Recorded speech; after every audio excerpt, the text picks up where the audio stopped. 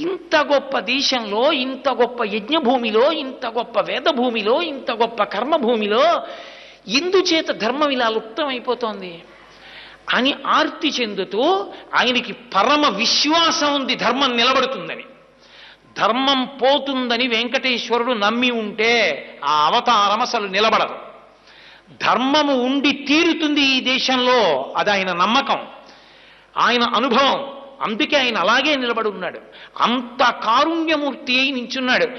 ఎక్కడ మీరు ఎక్కడ ఎక్కడ ఎక్కడ ఉండి మనసులో గొణగండి వెంకటేశ్వరుడు గురించి మిమ్మల్ని అనుగ్రహిస్తాడు. ఒకసారి ఒక పిల్లాడు నా దగ్గరికి వచ్చాడు. నేను విశాఖపట్నంలో వెంకటేశ్వర మహాత్మ్యం గురించి ఉపన్యాసాలు చెప్తున్నా. నేను వేదిక దిగి ఇంటికి వెళ్ళిపోతుంటే నా కభాలన కాళ్ళ మీద పడి ఒకే ఒక్క క్షణం మీతో మాట్లాడచ్చా అన్నాడు. నాకు అతని ముఖం చూసి అతను ఏదో చాలా ఉత్కంఠతో ఉన్నాడని, ఏం కావాలన్నాను. మీరు చెప్పినంత